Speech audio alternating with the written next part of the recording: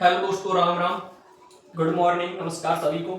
और आज हम पढ़ने जा रहे हैं यानी कि सीड का जो पहले की क्लास में हमने सीड के वो टाइप्स पढ़ लिए थे यानी कि श्रेणियां पढ़ ली थी। और हम बिना देरी किए आज की क्लास में हम स्टार्ट करेंगे आज सीड पृथक्करण दूरी। पृथक्करण दूरी होती क्या है, पृथक्करण दूरी क्यों जरूरी होती है, किस लिए जरूरी होती है, मैंने आपको पहले बता दिया था। पृथक्करण दूरी है जो आनुवंशिक शुद्धता और भौतिक शुद्धता बनाए रखने के लिए जरूरी होती है, या उच्चतम गुण उसकी सर्वोत्तम गुण बनाए रखने के लिए जरूरी होती है। तो स्टार्ट करते हैं बिना देरी किए आज की क्लास में पृथक्करण दूरी। ठीक है,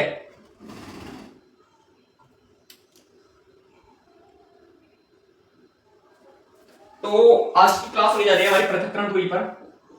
मैंने आपको पृथक्करण दूरी बता दी थी होती क्या है, तो बस आप आज तो ये ध्यान रखेंगे कि पृथक्करण दूरी कितनी जरूरी होती है। पूरी परिभाषा है इसके बारे में, पूरी जानकारी पहले बता चुका हूं, ये क्यों जरूरी होती है ये भी बता चुका हूं। तो आज हम स्टार्ट करते हैं पृथक्करण दूरी किस चीज के लिए और कितनी जरूरी होती है। ठीक है, यह होती है जो आधार बीज और प्रमाणित बीज है उसका उत्पादन करते हैं, जो पृथक्करण दूरी की आवश्यकता होती है, क्योंकि उसी टाइम भौतिक व आनुवंशिक शुद्धता की आवश्यकता होती है 100 से 100%। यानी आधार बीज में प्रमाणित बीज का उत्पादन करते हैं उस टाइम। प्रमाणित बीज का उत्पादन करते समय आवश्यक होती है आधार बीज है प्रमाणित बीज का उत्पादन करते समय। ठीक, अब ये बात करते हैं कि किस फसल की पृथक्करण दूरी कितनी होनी चाहिए या किस टाइप से होती है। ठीक है, अगर हम बात करें कि मक्का होता है, जो मक्का का बीज होता है, मक्का की फसल है, उसके लिए हम पृथक्करण दूरी कितनी रखें। मैंने क्या बताया कि दो बीज होते हैं, आधार बीज, ठीक है, और एक प्रमाणित बीज। दोनों का उत्पादन करेंगे तो हमें किस चीज की जरूरत होगी, पृथक्करण दूरी की जरूरत होगी। ठीक है, अब दोनों के लिए पृथक्करण दूरी किस हिसाब से रखते हैं, तो हम पहले बात करते हैं फसल में हम बात करते हैं मक्का की। किसकी, मक्का की। अब मक्का भी दो टाइप का होता है, एक होता है संकर मक्का, ठीक है। एक क्या होता है, संकर मक्का होता है, और एक होता है संकुल मक्का। यानी कि दो प्रकार की किस्म होती है मक्का की, एक संकर और एक संकुल। ठीक है, अगर संकर मक्का के लिए आधार बीज की अगर पृथक्करण दूरी देखी जाए तो वो होती है 600 मीटर। यानी कि पृथक्करण दूरी है हम जो किसमें रखेंगे, 600 मीटर, यानी मीटर में रखेंगे। ठीक है, आधार बीज में यानी संकर मक्का के लिए, अगर संकर मक्का की हम बुआई कर रहे हैं, उत्पादन कर रहे हैं, तो आधार बीज में उसकी दूरी रखी जाती है पृथक्करण दूरी 600 मीटर। व प्रमाणित बीज में इसकी दूरी रखी जाती है 300 मीटर। ये तो हमने बात कर ली संकर मक्का की। अगर संकुल मक्का की बात करें तो वो 400 मीटर व 200 मीटर हो गई। कितनी, 400 मीटर व 200 मीटर। ठीक, आपको ये ध्यान जरूरी रखना है क्योंकि यहां से क्वेश्चन बनता है और हर टॉपिक से दो तीन क्वेश्चन बनते रहते हैं एग्रीकल्चर सुपरवाइजर में भी। ठीक है, तो यानी कि मक्का संकर मक्का के लिए कितनी, 600 मीटर, 300 मीटर प्रमाणित बीज में, यानी कि संकुल मक्का में आधार बीज में 400, प्रमाणित बीज में 200 मीटर। ये तो हो गई मक्का की पृथक्करण दूरी की। अगर हम बात करते हैं ज्वार की, तो ज्वार में भी एक ही टाइप होता है। ज्वार में भी क्या होता है कि संकर और संकुल दोनों प्रकार के होते हैं, संकर किस्म और संकुल किस्म। ठीक है, संकर और संकुल, इसमें भी दोनों की अलग अलग दूरी होती है और अलग अलग बीज की अलग अलग दूरी होती है। ठीक है, अगर बात करते हैं हम किसकी, आधार बीज की। ठीक है, आधार बीज की अगर संकर की बात करें तो वो होती है 300, क्या होती है, 300 मीटर, और ये होती है प्रमाणित बीज में 200 मीटर। ठीक है, 300 मीटर और 200 मीटर। अगर इसकी संकुल की बात करें तो 200 मीटर आधार बीज में और 100 मीटर रखनी है हमें प्रमाणित बीज में। ठीक है, तो हमने किस किस की बात कर ली, मक्का और ज्वार की, दोनों की संकर और संकुल दोनों किस्मों की बात कर चुके हैं। तो आप इसको ले लो स्क्रीनशॉट, और फिर नेक्स्ट बात करते हैं हम बाजरा आदि की।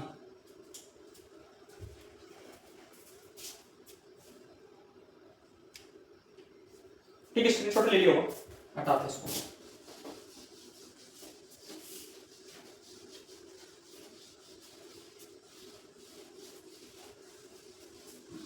ठीक है, तो हम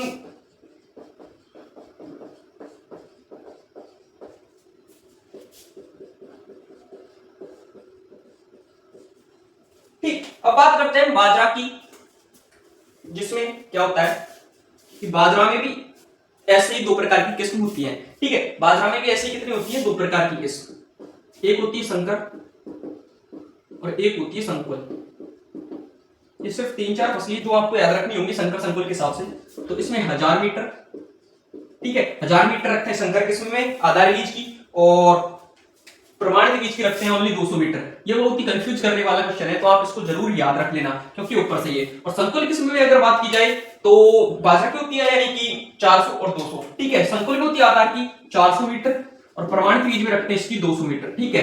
आपको ये कंफ्यूज कर सकता है 1000 मीटर, क्योंकि यार इतनी ज्यादा तो आधार बीज में और प्रमाणित बीज में इतनी कम, ठीक है। तो ये आपको याद रखना है, ठीक है। संकर बीज में अब आपको 3 किस्में बता दी गई है, यानी कि 3 फसलें बता दी गई है, मक्का, संकर मक्का, संकुल मक्का। संकर मक्का की होती है 600, संकुल मक्का की होती है, संकर मक्का की 600 आधार बीज में, प्रमाणित बीज में 300, संकुल मक्का की 400 आधार बीज में और प्रमाणित बीज में कितनी होती है 200। ऐसे ऐसे आपको याद रखनी होगी। अगर बात करते हैं सरसों, सूरजमुखी, कुसुम, भिंडी और मिर्च की, किसकी नेक्स्ट है सरसों, सूरजमुखी, कुसुम, भिंडी और मिर्च।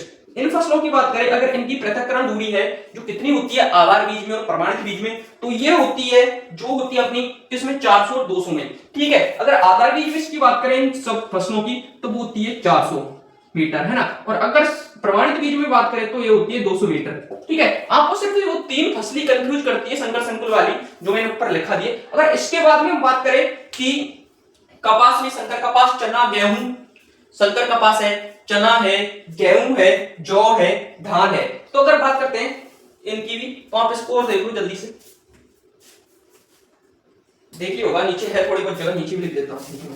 अगर बात करते हैं संकर कपास की, किसकी, संकर कपास की, ठीक है। संकर कपास की अगर हम बात करें तो इसकी आधार बीज में 50 और प्रमाणित बीज में होती है 30, ठीक, 50 मीटर, प्रमाणित बीज में कितनी 30 मीटर। आपको ये तो भाई रटने ही पड़ेंगे, याद करने पड़ेंगे, कि कोई ट्रिक नहीं है, ये तो अपने दिमाग में बैठा नहीं पड़ेंगे, क्योंकि मुझे भी बहुत मुश्किल से याद होते हैं और हुए भी नहीं है, कुछ याद है कुछ नहीं है, तो आपको भी करने पड़ेंगे ऐसे, ठीक है। अगर बात करते हैं चना, और आप इनको पहले स्क्रीनशॉट ले लो, ले लिया होगा, ठीक है। नेक्स्ट बात करते हैं चना की। अगर चना की फसल है तो उसके लिए आधार बीज में रखते हैं 10 मीटर और प्रमाणित बीज में रखते हैं 5 मीटर, ठीक है। और अगर गेहूं जो धान की बात की जाए, गेहूं जो धान, तो इसमें सैलरी होती है 3 मीटर आधार में, 3 मीटर ही प्रमाणित में, ठीक है। ये तो नॉर्मल चीज है, वो सिर्फ कंफ्यूज करने वाली वो ऊपर की चीज थी। मक्का है, ज्वार है और बाजरा, वो आप याद कर लेना कंफर्म, यानी कि एक नहीं क्वेश्चन तो बनता है यहाँ से और कंफ्यूज भी होते हैं ज्यादातर, ठीक है। तो आप इनको उतार लो। इसके बाद हम नेक्स्ट बात करेंगे इसकी बुआई की, कि बीजों की बुआई कैसे की जाती है।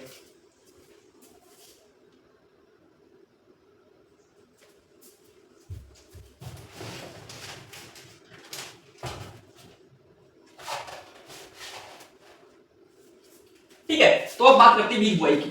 पृथक्करण दूरी हो चुकी है आपकी। अब यहां से आपको बढ़िया तरीके से समझाया जाएगा, क्योंकि वो तो रटने की चीज तो आप रट ही लोगे, क्योंकि एग्रीकल्चर वालों का दिमाग बहुत तेज होता है ना। तो हम बात करते हैं बीज की बुआई, ठीक है, बीज की बुआई, ठीक। बीज की बुआई करने के लिए हम विभिन्न प्रकार के उपकरणों का उपयोग करते हैं, ठीक है। जैसे कि हम बात करते हैं फर्स्ट उपकरण डिबलर की, यानी कि डिबलर है जो एक बीज बुआई का प्राचीनतम उपकरण है, जिसको उपयोग हम पुराने समय से बीज बुआई के लिए करते आ रहे हैं, ठीक है। किसके, यानी कि हम पहले बात करते हैं जैसे कि उपकरणों की बीज बुआई में पहले फर्स्ट बात करते हैं उपकरण, सीक्वेंस वाइज लिखेंगे, कहते हैं टेंशन मतलब। इसमें फर्स्ट क्या था, डिबलर, ठीक है। डिबलर की हम प्राचीन समय से बुआई करते आ रहे हैं। एक प्लास्टिक का लोहे का पाइप लेते थे, उसमें थोड़े से छेद कर देते थे और उसको दबा के प्रेस करके एक एक बीज को बो देते थे। ये तो था डिबलर का टाइप। तो अगर आपसे पूछ ले कि प्राचीनतम उपकरण बुआई का कौन सा है, तो प्राचीनतम उपकरण कौन सा है, डिबलर, ठीक है, जो पुराने समय में उपयोग किया जाता था, फिलहाल अभी भी उपयोग किया जाता है। अगर इसके बाद में हम बात करें कि एक और मशीन होती है जो हमारे बहुत ही इंपॉर्टेंट थी, यानी कि उसके बाद में हमारी सेकंड मशीन आई जो बहुत प्रचलित है, सीड ड्रिल मशीन, ठीक है, सीड ड्रिल मशीन, ठीक है। ये अब ज्यादातर इस मशीन का उपयोग किया जाता है बीज बुआई के लिए। यह किस प्रकार की मशीन है, ये बुआई की आधुनिक सर्वोत्तम, यानी बीज बुआई का सर्वोत्तम उपकरण है। कौन सा उपकरण है जो आजकल उपयोग किया जाता है, बीज बुआई का सर्वोत्तम उपकरण। अगर आपसे पूछा जाए बीज बुआई का सर्वोत्तम उपकरण कौन सा है, तो सीड ड्रिल है, बीज बुआई का सर्वोत्तम उपकरण, ठीक है। प्राचीन समय में किससे की जाती थी, डिबलर के माध्यम से। अब किससे की जाती है, सीड ड्रिल के माध्यम से, जो क्या है बीज बुआई का सर्वोत्तम उपकरण। इसके बारे में सर्वप्रथम बताया था वो बताया था जेथरो टुल ने। किसने? जेथरो टुल ने अपनी पुस्तक horse hoeing husbandry triple H के अंतर्गत बताया था। आप इसको याद रख लेना, horse hoeing husbandry triple H, horse hoeing husbandry. ठीक है, सीड ड्रिल मशीन के बारे में बीज बुआई का सर्वोत्तम उपकरण जेथरो टुल ने बताया, ट्रिपल एच इसका नाम है। अगर हम इस चल हमने बोल दिया कि भाई बीज की तो हमने बुआई कर दी, लेकिन कुछ फसलों में क्या है कि बीज के साथ उर्वरक की भी बुआई करते हैं हम। तो बीज और उर्वरक की दोनों की एक साथ बुआई अगर सीड ड्रिल के माध्यम से करेंगे तो वो दोनों मिक्स करके करेंगे तो इसका जो बैलेंसेड है वो बिगड़ जाएगा, मशीन पे दाब पड़ेगा, प्रेशर पड़ेगा तो बैलेंस बिगड़ जाएगा। ठीक है, अगर हम इन दोनों की जैसे कि बीज प्लस उर्वरक की एक साथ बुआई करें, उर्वरक की बुआई करनी हो हमें, ठीक है, अगर बीज प्लस उर्वरक की बुआई करनी हो तो किस उपकरण का प्रयोग करेंगे? तो उसके लिए हम सीड कम फर्टिलाइजर का उपयोग करते हैं, अरे फर्टी कम सीड ड्रिल का उपयोग करते हैं। किसका? फर्टी कम सीड ड्रिल। ठीक है, किसका उपयोग करते हैं? एक उपकरण आता है फर्टी कम सीड ड्रिल जो बीज प्लस उर्वरक की बुआई दोनों की एक बुआई एक साथ करता है। ठीक है, कौन सा उपकरण है वो? फर्टी कम सीड ड्रिल। एक कैसा उपकरण, अगर इस उपकरण की बात की जाए तो आधुनिक उपकरण है, आधुनिक।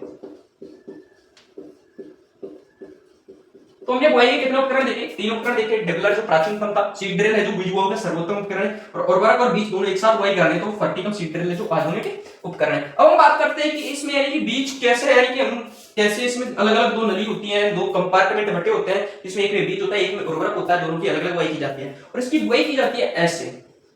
ठीक है, जैसे कि ऊपर की तरफ जो ज्यादा गहराई होगा वो तो होगा उर्वरक, यानी नीचे गहराई में दिया जाएगा उर्वरक, और ऊपर रखा जाएगा वो होगा बीज। ठीक है, यानी कि ज्यादातर गहराई में इनकी दोनों की गहराई अलग अलग होती है, उर्वरक और बीज के लिए दोनों की गहराई अलग अलग रखी जाती है। तो इस प्रकार यानी ऊपर थोड़ा बीज, उसके थोड़ा नीचे गहराई में उर्वरक। ठीक है, तो हमने बात की थी बीज बुआई की। बीज बुआई में कौन कौन से उपकरण का उपयोग होता है, आप इसका स्क्रीनशॉट ले लो, फिर हम बात करते हैं बुआई के से पहले क्या करते हैं बीज का।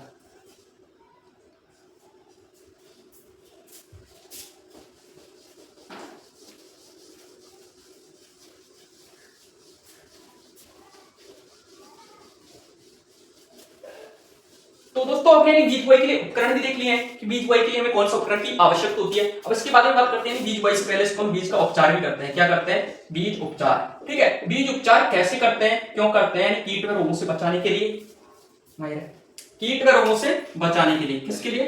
कीट रोग से बचाने व पोषक तत्वों की उपलब्धता बनाए रखने के लिए बीज उपचार करते हैं। पोषक तत्वों की उपलब्धता बनाए रखने के लिए बीज उपचार करते हैं, ठीक रखने के लिए। बीज उपचार क्यों किया जाता है? कि भाई कीट व रोगों से बीज का बचाव हो, नष्ट ना हो और उसमें पोषक तत्वों की उपलब्धता बनी रहे, इसलिए इसका उपचार करते हैं। अब बीज उपचार के लिए हम क्या करते हैं कि FIR का उपयोग करते हैं। फायर, भाई पुष्पा, पुष्पा नाम सुन के फायर समझ आए क्या? फ्लावर समझ आए क्या? फायर है क्या है पुष्पा? फायर है। तो हम FIR का उपयोग करते हैं। इसी सीक्वेंस में हम बीजों का उपचार करते हैं। ये भी ध्यान रखना, अगर आपसे सीक्वेंस पूछे जाए कि बीजों का उपचार किस सीक्वेंस में किया जाता है तो इस सीक्वेंस में किया जाता है। यानी बीजों को सबसे पहले F बराबर फंगिसाइड यानी कि कवकनाशी, यानी कवकनाशी से उपचार करते हैं। उसके बाद में I बराबर इंसेक्टिसाइड यानी कीटनाशी, इंसेक्टिसाइड मतलब कीटनाशी। और R बराबर राइजोबियम कल्चर, ठीक, राइजोबियम कल्चर।